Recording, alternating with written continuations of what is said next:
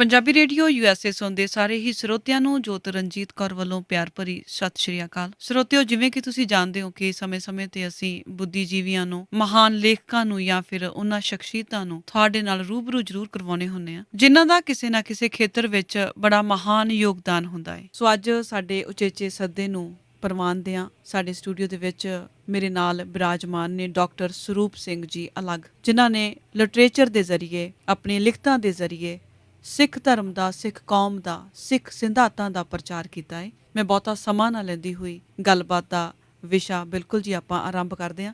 Doctor ਸਾਹਿਬ, ਸਭ ਤੋਂ ਪਹਿਲਾਂ ਸਟੂਡੀਓ ਦੇ ਵਿੱਚ ਤੁਹਾਨੂੰ ਆਉਣ ਦੇ ਲਈ ਸਵਾਗਤ ਆਖਦੀ ਹਾਂ, ਜੀ ਆਇਆਂ ਆਖਦੀ ਹਾਂ ਤੇ ਪਿਆਰ ਭਰੀ ਨਿੱਘੀ ਜੀ ਸਤਿ ਸ਼੍ਰੀ ਅਕਾਲ। ਬਹੁਤ ਬਹੁਤ ਮਿਹਰਬਾਨੀ ਬੇਟੇ, ਬਹੁਤ ਮਿਹਰਬਾਨੀ। ਮੈਂ ਵੀ ਬਹੁਤ ਧੰਨਵਾਦੀ ਹਾਂ ਪੰਜਾਬ ਰੇਡੀਓ USA ਦਾ ਕਿ ਅੱਜ ਮੈਨੂੰ ਮੌਕਾ ਮਿਲ ਰਿਹਾ ਹੈ ਕੁਝ ਆਪਣੇ ਪਾਠਕਾਂ ਦਾ, ਕੁਝ ਸਰੋਤਿਆਂ ਦਾ, ਕੁਝ ਦਰਸ਼ਕਾਂ ਨਾਲ ਸਾਂਝ ਪਾਉਣ ਦਾ, ਔਰ ਇਸ ਲਈ ਮੈਂ ਤੁਹਾਡਾ ਬਹੁਤ ਧੰਨਵਾਦ ਕਰਦਾ ਜੀ। ਡਾਕਟਰ ਸਾਹਿਬ, ਸਭ ਤੋਂ ਪਹਿਲਾਂ ਆਪਾਂ ਸ਼ੁਰੂ ਕਰਦੇ ਹਾਂ ਕਿ ਇਹ ਜਜ਼ਬਾ ਕਿਵੇਂ ਜਾਗਿਆ। ਅਕਸਰ ਅਸੀਂ ਜ਼ਿੰਦਗੀ ਦੇ ਉਹਨਾਂ ਚੀਜ਼ਾਂ ਦੇ ਵਿੱਚ ਵਿਅਸਤ ਹੋ ਜਾਂਦੇ ਹਾਂ, ਆਪਣੇ ਫਰਜ਼ ਨਿਭਾਉਂਦੇ ਨਿਭਾਉਂਦੇ ਇੰਨੇ ਕੁ ਆਪਣੇ ਆਪ ਨੂੰ ਅਸੀਂ ਮਸ਼ਰੂਫ ਕਰ ਲੈਂਦੇ ਹਾਂ ਕਿ ਸਾਨੂੰ ਕਿਸੇ ਹੋਰ ਚੀਜ਼ਾਂ ਵੱਲ ਖਿਆਲ ਨਹੀਂ ਜਾਂਦਾ। ਇਹ ਜਜ਼ਬਾ ਅੰਦਰ ਕਿਵੇਂ ਜਾਗਿਆ ਕਿ ਕਿਤਾਬਾਂ ਦੇ ਜ਼ਰੀਏ ਜਾਂ ਲਿਖਣ ਦੇ ਜ਼ਰੀਏ ਉਤਸ਼ਾਹਿਤ ਕੀਤਾ ਜਾਵੇ ਲੋਕਾਂ ਨੂੰ, ਜਾਂ ਜਾਗਰੂਕ ਕੀਤਾ ਜਾਵੇ। ਜੋ ਤੇਰਾ ਸਵਾਲ ਪੁੱਤਰ ਬਹੁਤ ਹੀ ਵਧੀਆ, ਬਹੁਤ ਕੀਮਤੀ ਸਵਾਲ ਹੈ, ਰੀਅਲੀ ਬੇਸਿਕ ਸਵਾਲ ਹੈ। ਮੈਂ ਅੱਜ ਤੋਂ ਤਕਰੀਬਨ 50 ਸਾਲ ਪਹਿਲੇ ਇੰਗਲੈਂਡ ਪੜ੍ਹਨ ਵਾਸਤੇ ਆਇਆ ਸੀ ਜੀ। ਅਤੇ ਮੇਰੀ ਪੜ੍ਹਾਈ ਦੇ ਨਾਲ ਨਾਲ ਉਸ ਵਕਤ ਦੇ ਜਿਹੜੇ ਸ਼ੌਕ ਸ਼ੁਗਲ ਹੁੰਦੇ ਸਨ ਉਹ ਲਿਟਰੇਚਰ ਨਾਲ ਹੀ ਸੰਬੰਧਿਤ ਹੁੰਦੇ ਸਨ। ਜੀ। ਮੇਰੇ ਨਾਲ ਇੱਕ ਫਰੈਂਚ ਲੜਕਾ ਵੀ ਪੜ੍ਹਦਾ ਸੀ ਅਤੇ ਸ਼ਾਮ ਨੂੰ ਅਸੀਂ ਜਦੋਂ ਆਪਸ ਗੱਲ ਕਰਨੀ ਅਤੇ ਇੱਕ ਦਿਨ ਉਹਨੇ ਮੈਨੂੰ ਕਿਹਾ, ਤੂੰ ਕੀ ਲਿਖਦਾ? ਮੈਂ ਕਿਹਾ, ਯਾਰ ਮੈਂ ਤਾਂ ਹਲਕਾ ਫੁਲਕਾ ਕੁਛ ਲਿਖਦਾ। ਮੈਨੂੰ ਕੁਝ ਦੱਸੀਆਂ ਇੱਕ ਦੋ ਗੱਲਾਂ। ਉਹ ਕਹਿੰਦਾ, ਜੇ ਮਾਈਂਡ ਨਾ ਕਰੀ ਮੈਂ ਇੱਕ ਗੱਲ ਕਹਾਂ। ਮੈਂ ਕਿਹਾ, ਦੱਸ। ਕਹਿੰਦਾ, ਤੂੰ ਕਾਗਜ਼ ਕਾਲੇ ਕਰ ਰਿਹਾ। ਮੈਂ ਕਿਹਾ, ਫਿਰ ਉਹ ਕਿਵੇਂ ਅਸਰਦਾਰ ਹੋ ਸਕਦੇ ਨੇ? ਫਿਰ ਉਹਨੇ ਮੈਨੂੰ ਇਹ ਦੱਸਿਆ, ਬੇਟੇ, ਕਿ ਅਸੀਂ ਫਰਾਂਸ ਵਿੱਚ ਜੋ ਲਿਟਰੇਚਰ ਲਿਖਦੇ ਹਾਂ ਉਸ ਦੇ ਅਰਥ ਹੁੰਦੇ ਨੇ। ਪੜ੍ਹਦਾ ਜਿਹੜਾ ਬੰਦਾ ਉਸ ਨੂੰ ਪੜ੍ਹਦਾ ਉਹ ਇਸ ਅਰਥ ਨਾਲ ਹੀ ਪੜ੍ਹਦਾ।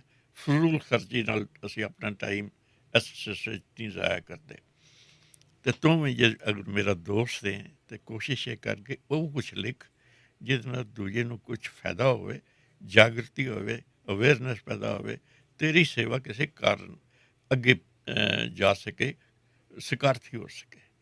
ਮੇਰੇ ਮਨ 'ਚ ਇਹ ਗੱਲ ਬੜੀ ਚੰਗੀ ਲੱਗੀ। ਉਸ ਵਕਤ ਮੈਂ ਯੰਗ ਸਾਂ, ਔਰ ਫਿਰ ਮੈਂ ਸੋਚਿਆ ਮੈਂ ਇਨਫੋਰਮੇਸ਼ਨ ਲਵਾਂ ਕਿੱਥੋਂ। ਮੇਰੇ ਦਿਮਾਗ ਆਇਆ ਵੀ ਗੁਰੂ ਗ੍ਰੰਥ ਸਾਹਿਬ ਜੀ ਸਾਡੇ ਕੋਲ ਹੈਗੇ ਅਤੇ ਇਸ ਤੋਂ ਵੱਡੀ ਤਾਂ ਸ਼ਕਤੀ ਕਿਸੇ ਪਾਸੇ ਹੈ ਨਹੀਂ। ਬਿਲਕੁਲ। ਇਸ ਤੋਂ ਖੂਬਸੂਰਤ ਗਿਆਨ ਕਿਸੇ ਪਾਸੇ ਹੈ ਨਹੀਂ। ਜੇ ਮੈਨੂੰ ਗੁਰੂ ਗ੍ਰੰਥ ਸਾਹਿਬ ਦਾ ਗਿਆਨ ਚੰਗੀ ਤਰ੍ਹਾਂ ਗ੍ਰਹਿਣ ਕਰਨ ਦਾ ਮੌਕਾ ਮਿਲ ਸਕੇ ਤਾਂ ਹੋ ਸਕਦਾ ਮੈਂ ਇਸ ਨੂੰ ਆਧਾਰ ਬਣਾ ਕੇ ਆਪਣੀ ਲਿਖਤਾਂ ਇਹਨਾਂ 'ਤੇ ਲਿਖਾਂ, ਔਰ ਸ਼ਾਇਦ ਲੋਕ ਪਸੰਦ ਵੀ ਕਰਨ ਲੱਗ ਜਾਣ। ਨਵੀਂ ਗੱਲ ਸੀ ਉਸ ਵਕਤ। ਔਰ ਮੈਂ ਉੱਥੇ ਇੰਗਲੈਂਡ ਤੋਂ ਹੀ ਹਲਕੇ ਹਲਕੇ ਵਿਸ਼ਿਆਂ ਉੱਤੇ ਲਿਖ ਕੇ ਕਦੇ ਕਦੇ ਆਪਣੀ ਯੂਨੀਵਰਸਿਟੀ ਤੋਂ ਟਾਈਮ ਕੱਢ ਕੇ ਮੈਂ ਚਿੱਠੀ ਪਾ ਦੇਣੀ ਅਤੇ ਅਖਬਾਰਾਂ ਵਿੱਚ ਛਪਣੇ ਸ਼ੁਰੂ ਹੋ ਗਏ। ਇੱਥੇ ਤੱਕਣ ਉਸ ਵਕਤ ਜਿਹੜੇ ਚੀਫ ਮਿਨਿਸਟਰ ਸੀ ਪੰਜਾਬ ਦੇ, ਗਿਆਨੀ ਜ਼ੈਲ ਸਿੰਘ ਜੀ, ਉਹਨਾਂ ਨੇ ਵੀ ਕਿਤੇ ਮੇਰਾ ਇੱਕ ਆਰਟੀਕਲ ਪੜ੍ਹਿਆ ਅਖਬਾਰ 'ਚ ਜੀ, ਤਾਂ ਉਹਨਾਂ ਨੇ ਮੈਨੂੰ ਚਿੱਠੀ ਲਿਖੀ ਕਿ ਜੋ ਕਿ ਤੂੰ ਲਿਖ ਰਿਹਾ ਇਹਦੀ ਸਖਤ ਲੋੜ ਹੈ ਕੌਮ ਨੂੰ। ਤੂੰ ਉੱਥੇ ਬੈਠਾ ਵਿਗੜਿਆ ਨਹੀਂ, ਵੈਸਟਰਨ ਸਮਾਜ ਨਹੀਂ ਗਿਆ, ਤੂੰ ਵੈਸਟਰਨ ਗੁਣ ਲੈ ਕੇ ਈਸਟਰਨ ਸੁਭਾਅ ਨੂੰ ਉਜਾਗਰ ਕਰਨ ਦੀ ਜਿਹੜੀ ਗੱਲ ਕੀਤੀ ਹੈ ਬਹੁਤ ਚੰਗੀ ਹੈ। ਕੀ ਬੇਟਾ? ਅਤੇ ਮੈਨੂੰ ਬਸ ਇਹ ਪ੍ਰੇਰਨਾ ਸਰੋਤ ਇਹ ਗੱਲ ਹੋਈ। ਵਾਪਸ ਆ ਕੇ ਘਰ ਮੈਂ ਆਪਣੇ ਮਿਸਿਸ ਦੇ ਗਹਿਣੇ ਵੀ ਵੇਚ ਛੱਡੇ। ਉਸਨੇ ਵੀ ਮਿਹਰਬਾਨੀ ਕੀਤੀ ਦੇ ਦਿੱਤੇ। ਔਰ ਅਸੀਂ ਫਿਰ ਮੈਂ ਉਸ ਵਕਤ ਮੇਰੀ ਕਲਾਸ 1 ਪੋਸਟ ਸੀ, ਮੈਂ ਡਾਇਰੈਕਟਰ ਸੀ electricity board Punjab secretariat Patiala. ਮੈਂ 1/3 ਤਨਖਾਹ 'ਤੇ ਗੁਜ਼ਾਰਾ ਕਰਦਾ ਰਿਹਾ। 2/3 ਤਨਖਾਹ ਜਿਹੜੀ ਸੀ ਉਹ ਇਸ ਕੰਮ 'ਤੇ ਲਾਉਣੀ ਸ਼ੁਰੂ ਕਰਤੀ ਵੀ ਗਰੀਬਾਂ ਦੀ ਮਦਦ ਹੋ ਜਾਵੇ, ਕਿਸੇ ਦੀ ਸ਼ਾਦੀ 'ਚ ਜਾਂ ਯੋਗਦਾਨ ਪੈ ਸਕੇ, ਕਿਸੇ ਨੂੰ ਪੜ੍ਹਾਈ ਦੀ ਫੀਸ ਦੇ ਦਈਏ, ਕਿਸੇ ਦੀ ਕੁਛ ਕਰ ਦਈਏ, ਲਿਟਰੇਚਰ ਹਲਕਾ ਜਿਹਾ ਛਾਪ ਕੇ ਫਰੀ ਵੰਡਣਾ ਸ਼ੁਰੂ ਕਰੀਏ।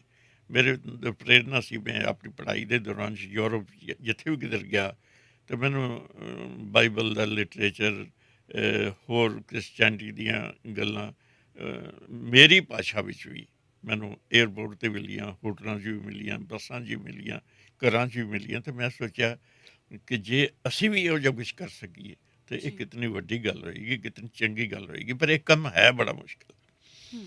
ਕਿਸੇ ਚੀਜ਼ ਨੂੰ ਛਾਪ ਕੇ ਮੁਫਤ ਵੰਡਣਾ ਕੋਈ ਵੱਡੀ ਏਜੰਸੀ ਤਾਂ ਕਰ ਸਕਦੀ ਹੈ, ਸੰਸਥਾ ਤਾਂ ਕਰ ਸਕਦੀ ਹੈ, ਇੰਡੀਵਿਜੂਅਲ ਵਾਸਤੇ ਬੜਾ ਮੁਸ਼ਕਿਲ ਹੈ। ਲੇਕਿਨ ਮੈਂ ਸੋਚਿਆ ਵੀ ਮੈਂ ਜਿਸ ਵੀ ਏਜੰਸੀ ਨਾਲ ਗੱਲ ਕਰਦਾ, ਉਹ ਕਹਿੰਦੇ ਤੂੰ ਐਡੀ ਵੱਡੀ ਨੌਕਰੀ 'ਤੇ ਬੈਠਾ, ਤੂੰ ਆਪਣੀ ਨੌਕਰੀ ਕਰੀ ਜਾਂ ਬਾਕੀ ਜਿਸ ਕੰਮ ਦਾ ਅਸੀਂ ਲੱਗੇ ਕਰੀ ਜਾ ਰਹੇ ਹਾਂ। ਬਿਲਕੁਲ ਜੀ। ਤਾਂ ਫਿਰ ਕੌਣ ਕਰੇਗਾ? ਜਦੋਂ ਮੇਰੇ ਮਨ 'ਚ ਆਇਆ ਵੀ ਕੌਣ ਕਰੇਗਾ, ਤਾਂ ਫਿਰ ਜਵਾਬ ਇਹ ਆਇਆ ਵੀ ਤੂੰ ਨਹੀਂ ਕਰ ਸਕਦਾ, ਹੂੰ। ਕੁਛ ਕਰਕੇ ਤਾਂ ਦੇਖ।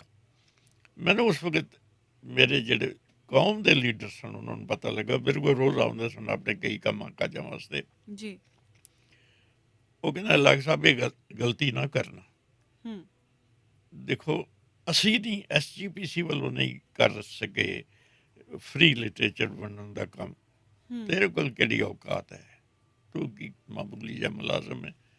ਮੈਂ ਕਿਹਾ ਜੀ ਗੱਲ ਤੁਹਾਡੀ ਠੀਕ ਹੈ, ਪਰ ਮੇਰੇ ਅੰਦਰ ਜਜ਼ਬਾ ਹੈ, ਬਿਲਕੁਲ ਮੇਰੇ ਜੀ। ਅੰਦਰ ਸਪਿਰਿਟ ਹੈ, ਮੈਂ ਗੁਰੂ ਦਾ ਦੇਣਦਾਰ ਹਾਂ। ਔਰ ਮੈਨੂੰ ਇਸ ਵਕਤ ਰਾਤ ਨੀਂਦ ਨਹੀਂ ਆਉਂਦੀ ਕਿ ਮੈਂ ਜੇ ਥੋੜ੍ਹਾ ਬਹੁਤਾ ਗਿਆਨ ਹੈ ਮੇਰੇ ਕੋਲ। ਉਸ ਵਕਤ ਮੈਂ 3 MA ਪਾਸ ਸਾਂ, ਹੂੰ। ਪੜ੍ਹਨ ਵਾਸਤੇ ਇੰਗਲੈਂਡ ਗਿਆ, 2 ਸਾਲ ਦਾ ਕੋਰਸ ਉੱਥੇ ਕੀਤਾ। ਮੈਂ ਕਿਹਾ ਇਹ ਗਿਆਨ ਮੈਂ ਕਿਉਂ ਨਾ ਸਾਂਝਾ ਕਰਾਂ ਆਪਣੇ ਧਰਮ ਦੇ ਲੋਕਾਂ ਨਾਲ। ਔਰ ਫਿਰ ਮੈਂ ਉੱਥੇ ਜਾ ਕੇ ਗੁਰੂ ਗ੍ਰੰਥ ਸਾਹਿਬ ਦੀ ਸਟੱਡੀ ਕਰਨੀ ਸ਼ੁਰੂ ਕੀਤੀ ਸੀਰੀਅਸਲੀ, ਔਰ ਹਲਕੇ ਹਲਕੇ ਆਰਟੀਕਲ ਲਿਖਣੇ ਸ਼ੁਰੂ ਕੀਤੇ।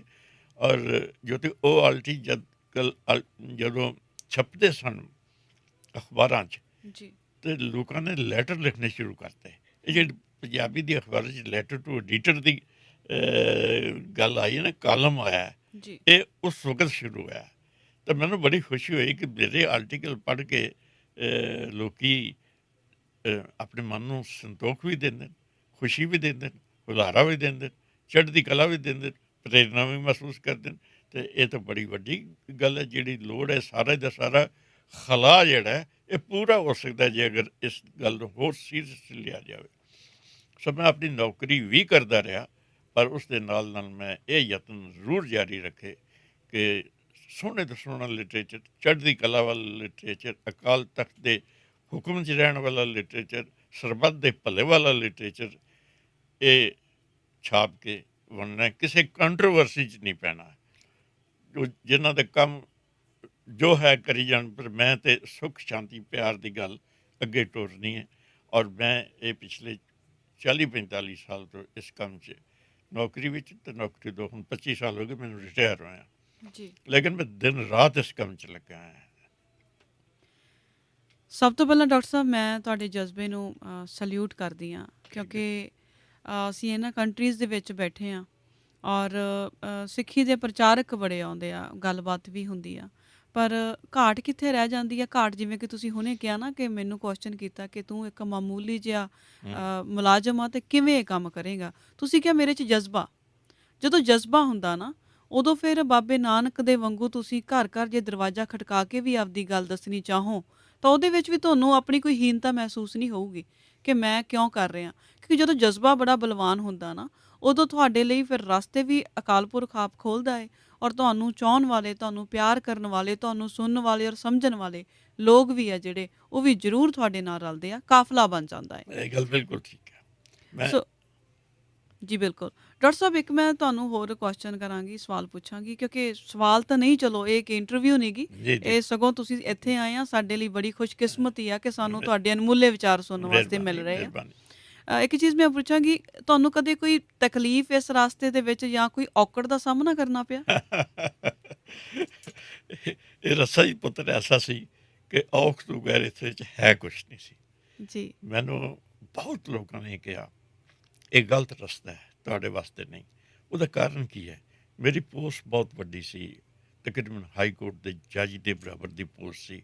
ਉਹ ਕਹਿੰਦੇ ਇਸ ਸਟੇਟਸ ਦਾ ਬੰਦਾ ਜਿਸ ਕੋਲ ਇਤਨੇ ਅਖਤਿਆਰ ਹੋਣ, ਜੀ। ਉਹ ਕਿਸੇ ਨੂੰ ਭਰਤੀ ਕਰ ਸਕੇ, ਡਿਸਮਿਸ ਕਰ ਸਕੇ, ਟ੍ਰਾਂਸਫਰ ਕਰ ਸਕੇ, ਤਰੱਕੀ ਦੇ ਸਕੇ, ਜੀ। ਉਹ ਬੰਦਾ ਇਹ ਕੰਮ ਨਹੀਂ ਕਰ ਸਕਦਾ ਕਿ ਬੈਲ ਕਰਕੇ ਕਵੇ 10 ਰੁਪਈਏ ਦਿਓ ਜੀ, ਆਪਾਂ ਕਿਤਾਬ ਛਪਵਾਉਣੀ ਹੈ, ਮਿਹਰਬਾਨੀ ਕਰੋ ਜੀ, ਸਹਿਯੋਗ ਦਿਓ ਜੀ। ਉਹਦੇ ਅੰਦਰ ਦੀ ਜਿਹੜੀ ਹੈ ਨਾ ਭਾਵਨਾ, ਜੀ। ਉਹ ਇਤਨੀ ਥੱਲੇ ਨਹੀਂ ਜਾ ਸਕੇਗੀ इस वास्ते ये काम नहीं हो सकता। ये काम तो इतनी निम्रता वाला काम है कि तुहानू आपा मारना पएगा, और जी आपा मारना एक डायरैक्टर नू यकदम बड़ा मुश्किल है। ये गल मेरे मन चो ही आई भी गल तो ठीक है, मैं बैल करदा तो अंडर सैकटरी तकन हाजिर जनाब हुक्म करो जी। तो हुण मैं लोगों के घर जाके बैल करांगा तो पता नहीं वो मेरे नाल की व्यवहार करनगे। बिल्कुल जी तो मैं विचों इस डरिया, लेकिन उत्थे पटियाले दूख निवारण गुरुद्वारा गुरु तेग बहादुर साहब का, मैं उत्थे गया। जी मैं कहा, सच्चे पातशाह मैं इस तो पिछे तो नहीं हटना। एक बार मच्छी पत्थर चढ़ के भावें मुड़ावे तो मुड़ावे, मैं पिछे नहीं हटना। पर जे तेरी बैकिंग मैनू मिलती रही तो फिर पिछे हटने की लोड़ भी नहीं रहनी। गुरु ने मैनू उत्साह दिता भी कोई नहीं पुत्र तू लग जा, निश्चय ना लग जा, तेरे कार्य सारे पूरे होंगे। और जिस तरह तुसी क्या प्रॉब्लम आएगी, मैं जो शुरू की किताब लिखनी, एक किताब सी मेरी गैर सिखां दे अनुमान सिक्खी महान। वो तो मैं 25 साल लाए वो किताब स्टडी करदियां दुनिया के लोगों की सिख धर्म जिन्होंने कोई पढ़ाई की है या खोज की है या जो देखा या लिखा, उन्होंने कमेंट्स जेड़े खुद सिख नहीं हैं वो मैं इकट्ठे करके किताब लिखी, गैर सिखां दे अनुमान सिक्खी महान। ये किताब जो छपी तो एक दिन एक लिफाफे विच मैं खोलिया तो एक चैक निकलिया 50,000 रुपए का। ये अज तो 30-35 साल पहले 50,000 रुपए का चैक मैं तो समझा शायद किसी ने मखौल की होनी है, लेकिन वो इंग्लैंड का चैक सी, एक चीफ इंजीनियर का चैक सी।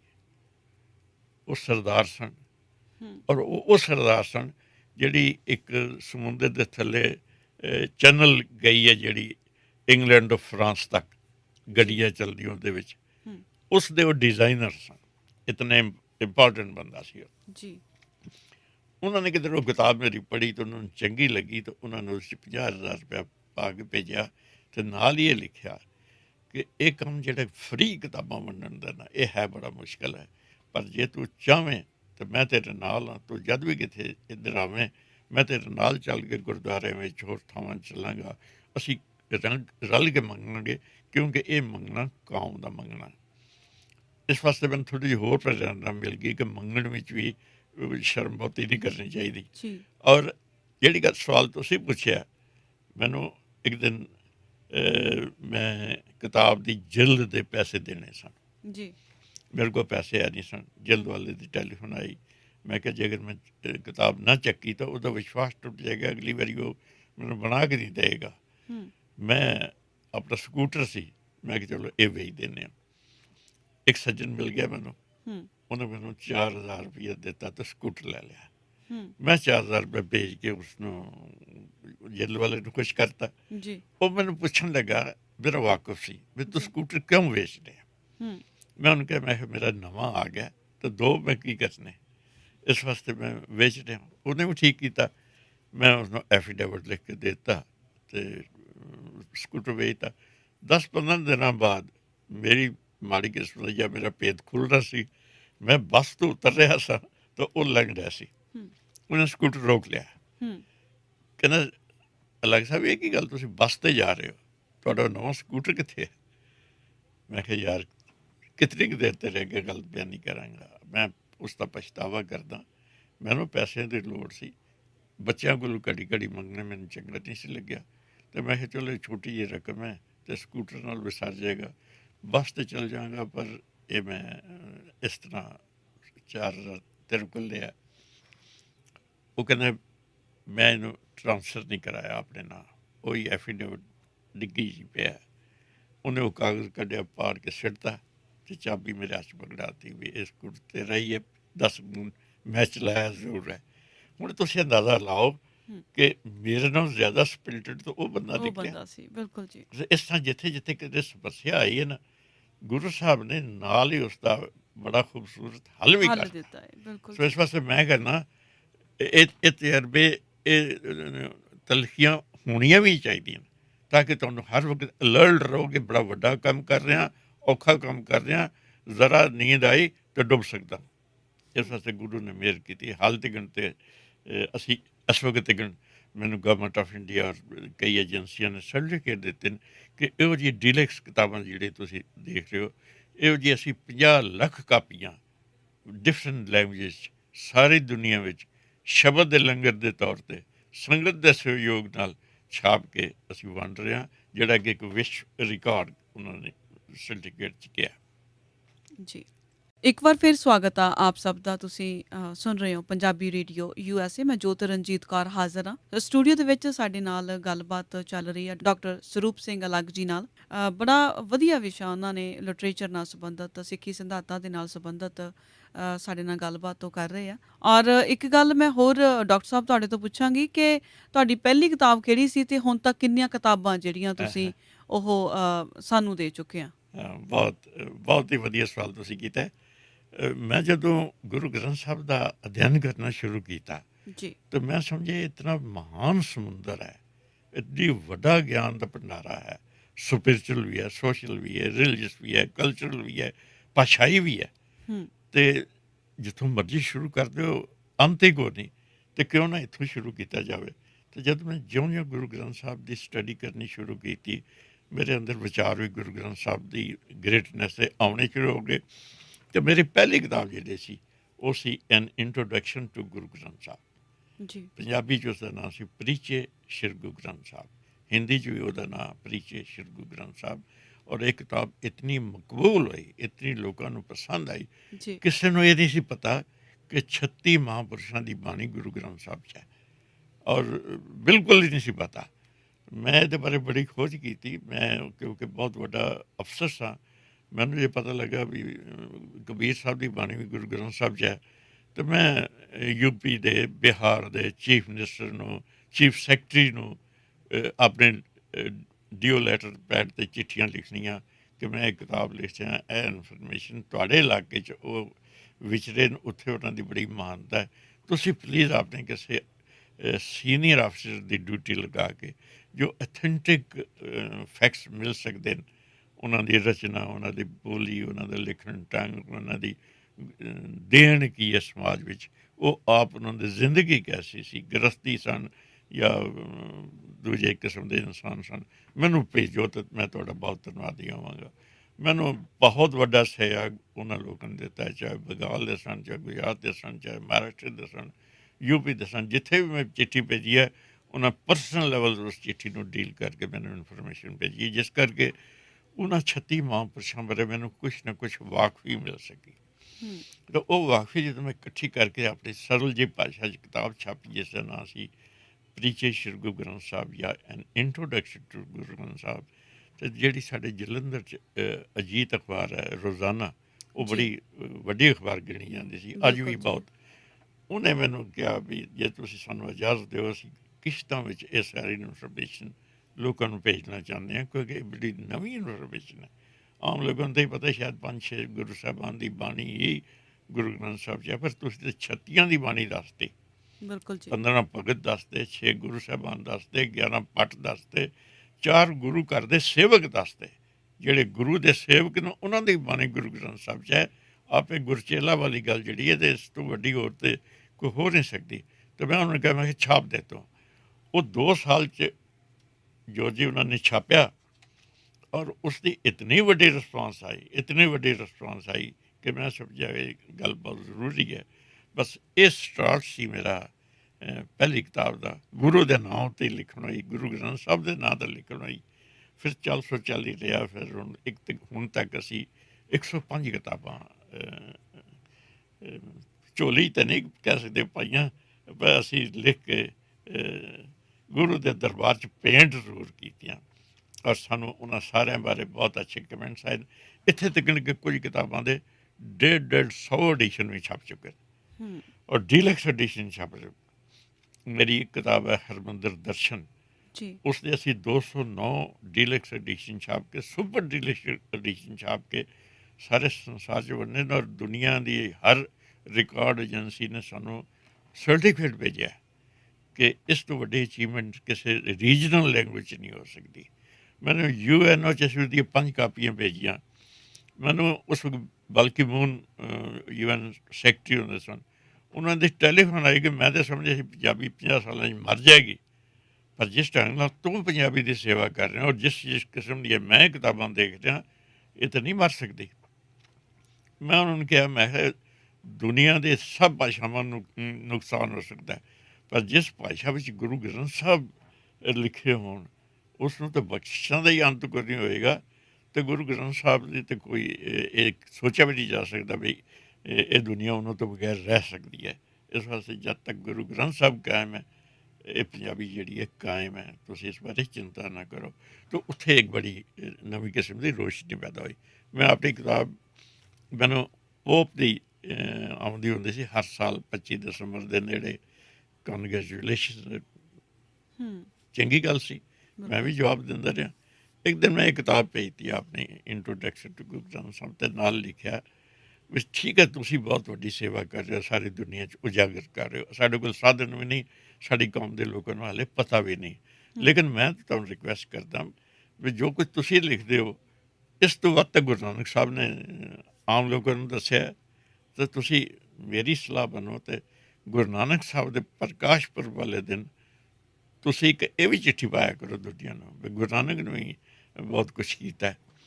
ਉਹਨਾਂ ਨੂੰ ਮੇਰੀ ਗੱਲ ਜੱਚ ਗਈ ਔਰ ਉਸ ਦਾ ਨਤੀਜਾ ਹੋਇਆ ਕਿ ਨੈਕਸਟ ਈਅਰ ਗੁਰੂ ਨਾਨਕ ਸਾਹਿਬ ਦੇ ਪ੍ਰਕਾਸ਼ ਪੁਰਬ 'ਤੇ ਮੈਨੂੰ ਪੋਪ ਦੀ ਚਿੱਠੀ ਆਈ, ਔਰ ਉਹ ਸਾਈਕਲੋ ਸਟਾਈਲ ਚਿੱਠੀ ਸੀ, ਪ੍ਰਿੰਟਡ ਚਿੱਠੀ ਸੀ, ਜਿਹੜੀ ਉਹਨਾਂ ਨੇ 500 ਸਿੱਖਾਂ ਨੂੰ ਭੇਜੀ ਕਿ ਗੁਰੂ ਨਾਨਕ ਸਾਹਿਬ ਨੇ ਇਹ ਕੀਤਾ, ਉਹ ਕੀਤਾ, ਸੇਵਾ ਕੀਤੀ, ਸਰਬੱਤ ਦਾ ਭਲਾ ਕੀਤਾ, ਸਾਨੂੰ ਇਹ ਰਸਤਾ ਅਗਰ ਅਸੀਂ ਅਡਾਪਟ ਕਰ ਲਈਏ ਤਾਂ ਦੁਨੀਆ 'ਚ ਸੁੱਖ ਸਾਧਨ ਵੱਧ ਸਕਦੇ।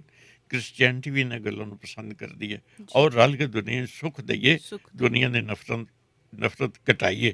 ਤਾਂ ਮੈਂ ਸਮਝਦਾ ਸੀ ਜਿੱਥੇ ਵੀ ਕਿਤੇ ਸਾਨੂੰ ਮੌਕਾ ਮਿਲਿਆ, ਜੇ ਅਮਰੀਕਾ 'ਚ ਉਹ ਟਵਿਨ ਟਾਵਰ ਢਾਏ ਗਏ ਤਾਂ ਅਸੀਂ ਉਸੇ ਵਕਤ ਕਿਤਾਬ ਲਿਖੀ mistaken identity of the Sikhs, ਬਈ ਟਾਵਰ ਤੇ ਢਾਣ ਵਾਲੇ ਕੋਈ ਹੋਰ ਮਾਰ ਜਿਹੜੀ ਉਹ ਸਿੱਖਾਂ ਨੂੰ ਪੈ ਰਹੀ ਹੈ।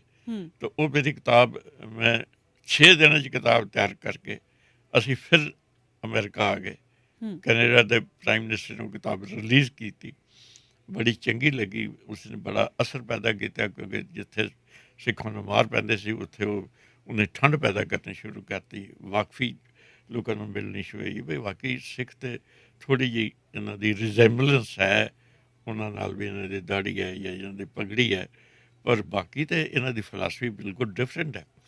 ਸਾਨੂੰ ਇਹ ਤਾਂ ਸਾਡੇ ਦੋਸਤ ਨੇ ਸਿੱਖ, ਸਾਰੀ ਦੁਨੀਆ 'ਚ ਇਹ ਕਹਿੰਦਾ ਕਿ ਸਭ ਕੋ ਮੀਤ ਹਮ ਆਪਨ ਕੀ ਨਾ, ਹਮ ਸਭਨਾ ਕੇ ਸਾਜਨ, ਇਹਨਾਂ ਨੂੰ ਕਿਉਂ ਮਾਰ ਦਿਓ ਜੀ। ਇਹ ਤਾਂ ਬੁਸ਼ ਨੇ ਕਿਹਾ ਕਿ ਮੈਂ ਵੀ ਟਾਵਰ ਦੇਖਣ ਗਿਆ ਅਤੇ ਮੈਂ ਦੇਖਿਆ ਤਾਂ ਸਿੱਖ ਡਾਕਟਰ ਅਤੇ ਸਿੱਖ ਬੰਦੇ ਲੰਗਰ ਲੈ ਕੇ ਵੀ ਗਏ ਸਨ ਅਤੇ ਇਲਾਜ ਵੀ ਕਰ ਰਹੇ ਸਨ। ਬਿਲਕੁਲ ਜੀ। ਅਤੇ ਸਾਨੂੰ ਤਾਂ ਸ਼ਾਬਾਸ਼ ਦੇਣੀ ਚਾਹੀਦੀ ਇਹਨਾਂ ਨੂੰ, ਪਰ ਹਾਲਾਤ ਉਲਟ ਹੋ ਗਏ ਵੀ ਅਸੀਂ ਇਹਨਾਂ ਉੱਤੇ ਗਲਤੀ ਨਾਲ ਜ਼ਿਆਦਤੀ ਕਰ ਰਹੇ ਹਾਂ। ਫਿਰ ਮੈਨੂੰ ਲੋਕਾਂ ਨੇ ਕਿਹਾ ਇਹ ਠੀਕ ਹੈ ਕਿਤਾਬ ਬੜੀ ਸੋਹਣੀ, mistaken identity of the Sikhs, ਪਰ ਸਾਡੇ ਪੰਜਾਬੀਆਂ ਨੂੰ ਵੀ ਨਹੀਂ ਪਤਾ ਵੀ ਅਸੀਂ ਕੀ ਕਹੀਏ ਅਤੇ ਕਿਵੇਂ ਕਰੀਏ। ਫਿਰ ਮੈਂ ਉਸ ਕਿਤਾਬ ਦਾ ਨਾਂ ਲਿਖਿਆ ਵਿਦੇਸ਼ਾਂ ਵਿੱਚ ਸਿੱਖਾਂ ਦੀ ਪਛਾਣ ਦੀ ਸਮੱਸਿਆ। ਇਹ ਮੈਂ ਪੰਜਾਬੀ ਲਿਖ ਕੇ ਭੇਜੀ। ਇਹਨਾਂ ਦੋਨਾਂ ਨੇ ਜਿਤਨਾ ਕੁ ਹੋ ਸਕਿਆ ਇਨਕਲਾਬ ਲਿਆਂਦਾ ਹੈ। ਯੂਰਪ 'ਚ ਵੀ ਠੰਡ ਪੈ ਗਈ, ਅਮਰੀਕਾ 'ਚ ਵੀ ਕਾਫੀ ਫਰਕ ਪਿਆ, ਔਰ ਮੈਂ ਸਮਝਦਾ ਇਹ ਕਿਤਾਬ ਅਗਰ ਐਸਾ ਡਾਕੂਮੈਂਟ ਸਮਝ ਲਿਆ ਜਾਵੇ ਕਿ ਮਨੁੱਖ ਨੂੰ ਮਨੁੱਖ ਬਣਾਈ ਰੱਖਣ ਵਾਸਤੇ ਬੜਾ ਜ਼ਰੂਰੀ ਹੈ, ਅਤੇ ਇਹ ਗਲਤ ਨਹੀਂ ਹੋਏਗਾ। ਜਦੋਂ ਮਿਲਵਾਕੀ 'ਚ 6 ਸਿੱਖ ਸ਼ਹੀਦ ਹੋ ਗਏ, ਮੈਂ ਓਬਾਮਾ ਨੂੰ ਕਾਪੀਆਂ ਭੇਜੀਆਂ, ਓਬਾਮਾ ਨੇ ਆਪਣੀ ਮਿਸਿਸ ਨੂੰ ਕਾਪੀਆਂ ਦੇ ਕੇ ਮੈਨੂੰ ਪਤਾ ਲੱਗਾ, ਉੱਥੇ ਮਿਲਵਾਕੀ ਭੇਜਿਆ ਵੀ ਅਸੀਂ ਤਾਂ ਤੁਹਾਡਾ ਇਤਨਾ ਰਿਸਪੈਕਟ ਕਰਦੇ ਹਾਂ, ਸਤਿਕਾਰ ਕਰਦੇ ਹਾਂ, ਇਹ ਜੋ ਕੁਝ ਹੋਇਆ ਜ਼ਿਆਦਤੀ ਹੋਈ ਹੈ, ਕਿਸੇ ਸਿਰਫ ਦੀ ਇੱਕ ਘਟਨਾ ਹੈ, ਪਰ ਅਸੀਂ ਤੁਹਾਡੇ ਨਾਲ ਹਾਂ। ਸਿੱਖਾਂ ਨੇ ਬਹੁਤ ਵੱਡੀ ਦੇਣ ਕੀਤੀ ਹੈ ਸਾਰੀ ਦੁਨੀਆ 'ਚ ਵੀ ਔਰ ਅਮਰੀਕਨ ਸੰਸਾਰ ਵਿੱਚ ਵੀ। ਤਾਂ ਮੈਂ ਸਮਝਦਾ ਅਸੀਂ ਪਿਆਰ ਵੰਡੀਏ, ਪਿਆਰ ਫੈਲਾਈਏ, ਨੇਕੀ ਵੰਡੀਏ, ਜਿਸ ਤਰ੍ਹਾਂ ਗੁਰੂ ਨਾਨਕ ਸਾਹਿਬ ਕਹਿੰਦੇ ਸਨ, ਸੱਚ, ਨੇਕੀ, ਪਿਆਰ, ਹਮਦਰਦੀ, ਸੇਵਾ, ਸਿਮਰਨ, ਸਰਬੱਤ ਦਾ ਭਲਾ, ਵੰਡ ਛਕਣਾ, ਨੇਕ ਕਿਰਤ ਕਰਨੀ, ਆਪਣੀ ਗ੍ਰਸਤੀ ਨੂੰ ਪਾਲਣਾ, ਅੱਛੇ ਸਮਾਜ ਦੀ ਸਿਰਜਣਾ ਕਰਨੀ, ਸਭ ਨਾਲ ਮਿੱਤਰਤਾ ਦੀ ਭਾਵਨਾ 'ਚ ਰਹਿਣਾ, ਇਹ ਗੱਲਾਂ ਦੁਨੀਆ ਨੂੰ ਚਾਹੀਦੀਆਂ। ਤਦ ਇਹ ਦੁਨੀਆ ਜਿਹੜੀ ਇਸ ਵਕਤ ਮੈਂ ਸਮਝਦਾ ਬਰੂਦ ਦੇ ਢੇਰ 'ਤੇ ਬੈਠੀ ਹੈ ਦੁਨੀਆ, ਨਫ਼ਰਤ ਦੇ ਢੇਰ 'ਤੇ ਬੈਠੀ ਹੈ ਦੁਨੀਆ, ਜੀ ਜੇ ਅਸੀਂ ਗੁਰੂ ਨਾਨਕ ਸਾਹਿਬ ਦੀ ਫਿਲਾਸਫੀ ਨੂੰ ਸੰਸਾਰ ਤੱਕ ਲੈ ਜਾਈਏ ਤਾਂ ਮੇਰੇ ਖਿਆਲ ਪਿਆਰ ਦਾ ਵਾਧਾ ਹੋਏਗਾ। ਔਰ ਹੁਣ ਮੌਕਾ ਵੀ ਹੈ ਕਿ 550 ਸਾਲਾ ਅਸੀਂ ਮਨਾ ਰਹੇ ਹਾਂ ਅਗਲੇ ਸਾਲ ਗੁਰੂ ਨਾਨਕ ਸਾਹਿਬ ਦੇ ਪ੍ਰਕਾਸ਼ ਪੁਰਬ ਦੇ। ਜੀ 600 ਸਾਲਾਂ ਤਾਂ ਪਤਾ ਨਹੀਂ ਸਾਡੇ 'ਚ ਕੌਣ ਮਨਾਏਗਾ, ਭਾਗਾਂ ਵਾਲਾ ਹੀ ਮਨਾਏਗਾ। ਪਰ ਬਿਲਕੁਲ ਜੀ ਅੱਜ ਵੀ ਤਾਂ ਸਾਡਾ ਇਹ ਫਰਜ਼ ਬਣਦਾ ਨਾ ਕਿ ਅਸੀਂ ਬੜੇ ਅਮੀਰ ਹੋ ਗਏ ਹਾਂ। ਸਾਡੇ ਕੋਲ ਗੁਰੂ ਮਹਾਰਾਜ ਨੇ ਬੜੀ ਠਾਠ ਮਾਠ ਦਿੱਤੀ, ਕੋਠੀਆਂ ਬੰਗਲੇ ਕਾਰਾਂ ਗੱਡੀਆਂ ਖੇਤ ਸਭ ਕੁਝ ਦਿੱਤੇ ਇੱਥੇ। ਪਰ ਜੇ ਅਸੀਂ ਆਪਣੇ ਵਾਸਤੇ ਹੀ ਵਰਤਣਾ ਤਾਂ ਫਿਰ ਸਾਡੀ ਇਸ ਅਮੀਰੀ ਦਾ ਕੋਈ ਬਹੁਤਾ ਅਰਥ ਨਹੀਂ ਰਹਿੰਦਾ। ਪਰ ਜੇ ਅਸੀਂ ਇਹ 'ਚੋਂ ਦਸਵੰਧ ਕੱਢ ਕੇ ਮਨੁੱਖਤਾ ਵਾਸਤੇ, ਗੁਰੂ ਵਾਸਤੇ, ਇਨਸਾਨੀਅਤ ਵਾਸਤੇ ਵੀ ਕੁਛ ਕਰ ਸਕੀਏ ਤਾਂ ਮੇਰੇ ਖਿਆਲ ਇਹ ਬਹੁਤ ਵੱਡੀ ਗੱਲ ਹੋਏਗੀ। ਇਸ ਸਿਲਸਿਲੇ ਵਿੱਚ ਹੀ ਅਸੀਂ ਇਹ ਕਿਤਾਬ ਅੰਗਰੇਜ਼ੀ ਵਿੱਚ ਵੀ ਲਿਖੀ ਹੈ, ਹਿੰਦੀ 'ਚ ਵੀ ਲਿਖੀ ਹੈ, ਪੰਜਾਬੀ 'ਚ ਲਿਖੀ ਹੈ। ਪੰਜਾਬੀ 'ਚ ਇਸ ਦਾ ਨਾਂ ਹੈ ਧੰਨ ਨਾਨਕ ਤੇਰੀ ਵੱਡੀ ਕਮਾਈ। ਹਿੰਦੀ 'ਚ ਹੈ ਸਤਿਗੁਰੂ ਨਾਨਕ ਪ੍ਰਗਟਿਆ। ਅੰਗਰੇਜ਼ੀ 'ਚ ਹੈ ਗੁਰੂ ਨਾਨਕ ਦਾ ਮਾਸਟਰ ਡਿਵਾਈਨ। ਔਰ ਅਸੀਂ ਇਹਨਾਂ ਦੇ 37 ਐਡੀਸ਼ਨ ਛਾਪ ਕੇ ਹੁਣ ਤੱਕ ਵੰਡ ਚੁੱਕੇ ਹਾਂ, ਫ੍ਰੀ ਵੰਡ ਚੁੱਕੇ ਹਾਂ। ਔਰ ਅਰਦਾਸ ਇਹ ਕੀਤੀ ਹੈ ਕਿ ਜਿਹੜਾ ਦਿਨ 12 ਨਵੰਬਰ 2019 ਨੂੰ ਉਹ ਪ੍ਰਵਾਵਣਾ ਹੈ, ਬਾਈ ਦੈਟ ਟਾਈਮ ਅਸੀਂ ਇਹਨਾਂ ਕਿਤਾਬਾਂ ਦੇ 101 ਐਡੀਸ਼ਨ ਸੰਗਤਾਂ ਦੇ ਸਹਿਯੋਗ ਨਾਲ ਛਾਪ ਕੇ ਅਸੀਂ ਸਾਰੀ ਦੁਨੀਆ 'ਚ ਵੰਡਣਾ ਚਾਹੁੰਦੇ ਹਾਂ।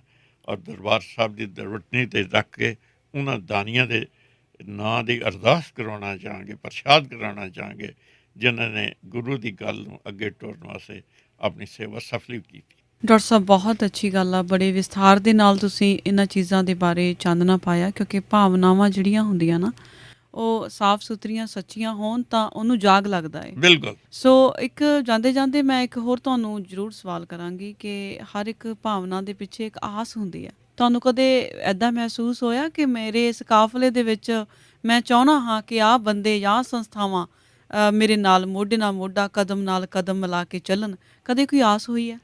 ਮੈਂ ਸਮਝਦਾ ਜਿਹੜੇ ਤੁਸੀਂ ਪਹਿਲੇ ਸ਼ਬਦ ਕਹੇ ਨਾ ਵੀ ਬੰਦਾ ਆਪਣੇ ਰਸਤੇ 'ਤੇ ਇਮਾਨਦਾਰੀ ਨਾਲ ਚੱਲਦਾ ਰਹੇ ਤਾਂ ਆਸਤਾ ਆਸਤਾ ਕਾਫਲਾ ਬਣ ਜਾਂਦਾ।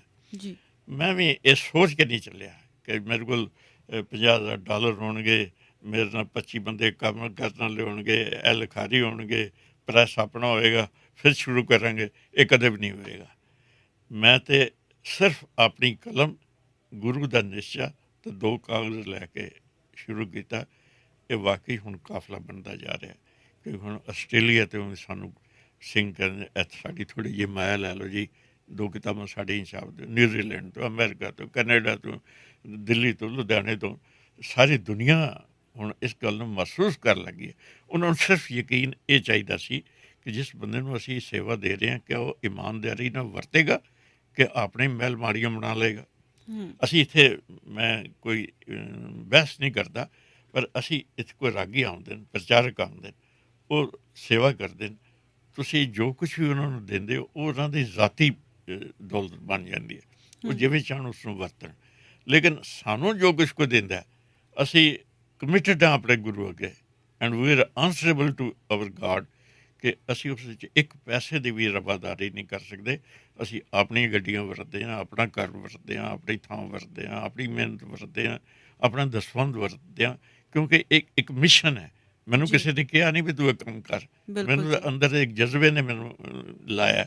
ਤਾਂ ਹੁਣ ਉਹ ਚੇਟੇ ਕਿਤਨੀ ਕਿ ਲੱਗ ਚੁੱਕੀ ਹੈ ਕਿ 50 ਸਾਲ ਜਿਹੜੇ ਮੇਰੇ ਬੱਚੇ ਵੀ ਨੇ, ਭਾਵੇਂ ਉਹਨਾਂ ਦੀ ਆਪਣੀ ਫੈਕਟਰੀ ਨਾਲ, ਆਪਣੇ ਕੰਮ ਨਾਲ, ਆਪਣੀਆਂ ਪੜ੍ਹਾਈਆਂ, ਪਰ ਉਹ ਮੈਨੂੰ ਬਹੁਤ ਮਦਦ ਦੇ ਰਹੇ। ਅਤੇ ਇਹ ਕਾਫਲਾ ਇੱਕ ਨਵੇਂ ਕਿਸਮ ਦਾ ਕਾਫਲਾ ਜਿਸ ਦਾ ਮੈਂਬਰ ਕੋਈ ਵੀ ਨਹੀਂ ਸਾਹਮਣੇ ਦਿਸਦਾ। ਹੁਣ ਜੋਤ ਮੇਰੀ ਸਭ ਤੋਂ ਵੱਡੀ ਇਸ ਵਕਤ ਹੈਗੀ ਹੈ ਲੀਡਰ, ਲੇਕਿਨ ਜੇ ਕੋਈ ਕਹੇ ਜੋਤ ਦਿਖਾ ਦਿਓ ਤਾਂ ਮੈਂ ਤਾਂ ਇਹੀ ਕਹਿ ਸਕਦਾ ਉਹਦੀ ਆਵਾਜ਼ ਸੁਣੋ ਤਾਂ ਉਹਦੇ ਵਿਚਾਰ ਸੁਣੋ।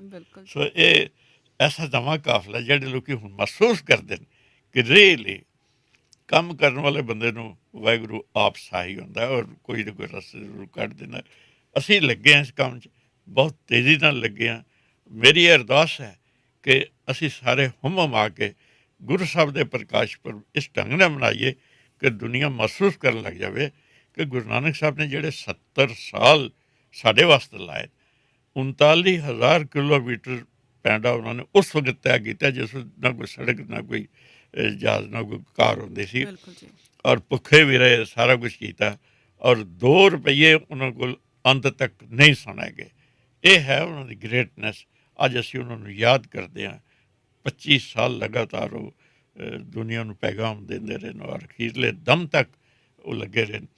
ਜੇ ਉਸ ਗੁਰੂ ਦੀ ਗੱਲ ਅਸੀਂ ਸੰਸਾਰ ਤੱਕ ਲਿਜਾ ਸਕਾਂਗੇ ਤਾਂ ਅਸੀਂ ਚੰਗੇ ਬੱਚੇ ਅਖਵਾ ਸਕਾਂਗੇ, ਵਰਨਾ ਸਾਡੇ ਉੱਤੇ ਇੱਕ ਬੋਝ ਜ਼ਰੂਰ ਰਹੇਗਾ ਕਿ ਇਤਨੀ ਵਧੀਆ ਫਿਲਾਸਫੀ ਵਾਹਿਗੁਰੂ ਨੇ ਉਹਨਾਂ ਨੂੰ ਦੇ ਦਿੱਤੀ ਜਿਹਨਾਂ ਕੋਲੋਂ ਭੁਗਤਾਈ ਨਹੀਂ ਗਈ। ਸੋ ਮੈਂ ਅਪੀਲ ਵੀ ਕਰਾਂਗਾ ਕਿ ਉਹ ਸਾਨੂੰ ਕੰਟੈਕਟ ਕਰਨ, ਇਸ ਕੰਮ 'ਚ ਵੱਧ ਵੱਧ ਯੋਗਦਾਨ ਪਾਉਣ। ਮੈਂ ਜੇ ਇਜਾਜ਼ਤ ਦਿਓ ਤਾਂ ਮੈਂ ਆਪਣਾ ਇੰਡੀਆ ਦਾ ਮੋਬਾਈਲ ਨੰਬਰ ਦੇ ਸਕਦਾ। ਜ਼ਰੂਰ ਜੀ। ਨੰਬਰ ਹੈ ਮੇਰਾ 9815323523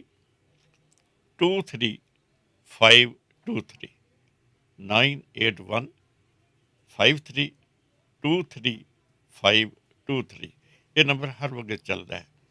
ਔਰ ਅਗਰ ਕਿਸੇ ਨੇ ਕੋਈ ਕਿਤਾਬ ਛਪਾਉਣੀ ਹੈ, ਕੋਈ ਸੇਵਾ ਦੇਣੀ ਹੈ, ਕੋਈ ਸਾਡੇ ਕੋਲ ਕਿਤਾਬਾਂ ਲੈਣੀਆਂ ਹਨ, ਅਸੀਂ ਹਰ ਥਾਂ 'ਤੇ ਕਿਤਾਬਾਂ ਬੁਣਦੇ ਹਾਂ। ਇੱਥੇ ਜਿਤਨੀ ਖਾਲਸਾ ਪਰੇਡਾਂ ਹੁੰਦੀਆਂ ਨੇ ਜਾਂ ਵਿਸਾਖੀ ਦੇ ਸਮਾਗਮ ਹੁੰਦੇ ਨੇ ਜਾਂ ਸਿੱਖ ਦਿਹਾੜੇ ਹੁੰਦੇ ਜਾਂ ਫਲੋਟ ਨਿਕਲਦਾ ਜਿਹੜਾ, ਅਸੀਂ ਉੱਥੇ ਬੜੇ ਬੜੇ ਵੱਡੇ ਸਟਾਲ ਲਾਉਂਦੇ ਹਾਂ। ਔਰ ਉਹ ਕਿਤਾਬਾਂ ਜਿਹੜੇ ਗੋਰੇ ਵੀ ਲੈ ਕੇ ਜਾਂਦੇ ਤਾਂ ਉਹ ਕਹਿੰਦੇ ਇਹ ਇੱਕ ਨਵੀਂ ਗੱਲ ਹੈ, ਅਸੀਂ ਪਹਿਲੇ ਨਹੀਂ ਸੀ ਸੋਚ ਸਕਦੇ ਕਿ ਇਹੋ ਜਿਹੀਆਂ ਖੂਬਸੂਰਤ ਕਿਤਾਬਾਂ ਸਾਡੇ ਤੋਂ ਬਗੈਰ ਕੋਈ ਹੋਰ ਬੰਦਾ ਛਾਪ ਸਕਦਾ ਹੈ।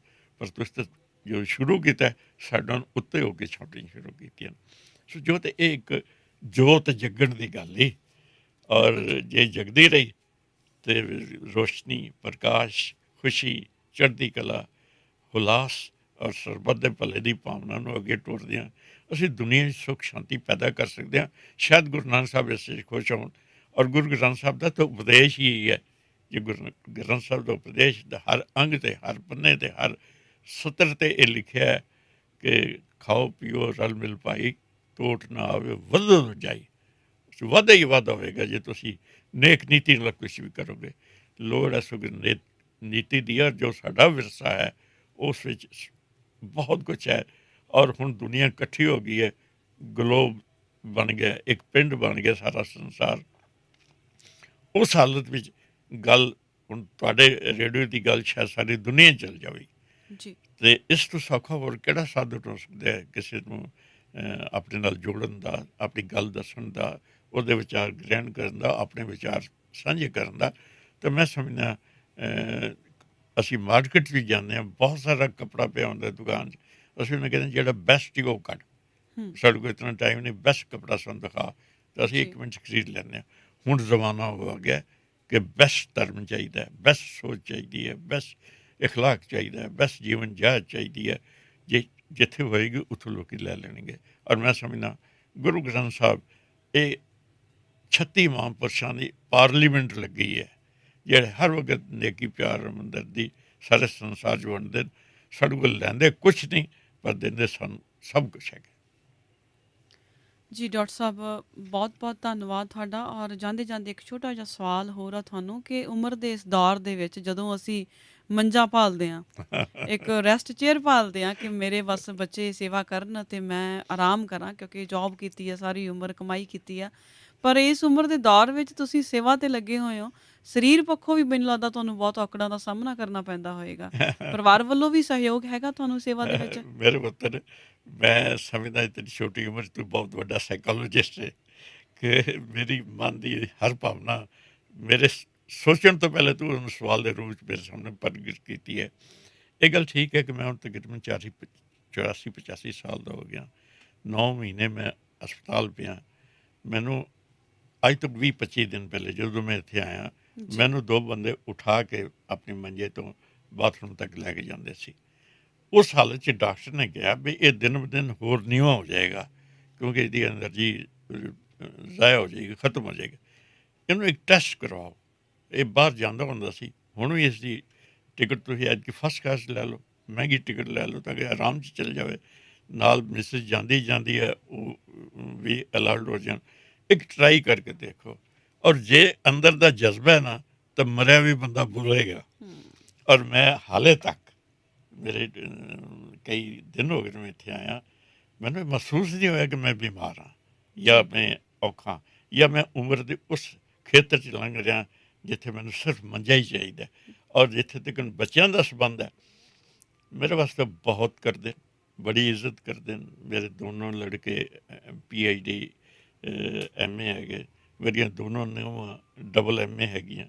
ਤਾਂ ਸਾਡੇ ਘਰ 'ਚ ਹੀ ਯੂਨੀਵਰਸਿਟੀ ਹੈ ਛੋਟੀ ਜੀ, ਹੂੰ ਅਸੀਂ ਕੰਮ ਕਰਦੇ ਹਾਂ, ਪਰ ਉਹ ਆਪਣਾ ਆਪਣਾ ਕੰਮ ਹੀ ਕਰਦੇ ਨੇ। ਉਹਨਾਂ ਦੇ ਜਿਹੜੇ ਕੰਮ ਨੂੰ ਉਹਦੇ 'ਚ ਵੀ ਉਹ ਆਪਣੇ ਮੈਨੇਜਰ ਦੀ ਵੀ ਮਦਦ ਨੂੰ ਲੈ ਦੇਣਗੇ, ਹੋਰ ਵੀ ਸਪੋਰਟ ਲੈ ਦੇਣਗੇ, ਤਾਂ ਕਿ ਸਾਡਾ ਇਹ ਕਾਰਜ ਜਿਹੜਾ ਮਨੁੱਖਤਾ ਦੇ ਭਲੇ ਦਾ ਕਾਰਜ ਹੈ, ਇਹ ਪ੍ਰਾਇਓਰਟੀ 'ਤੇ ਚੱਲੇ। ਬਾਕੀ ਸਾਰੇ ਕੰਮ ਸਾਡੇ ਵਾਸਤੇ ਨੰਬਰ 2 'ਤੇ ਹੈਗੇ।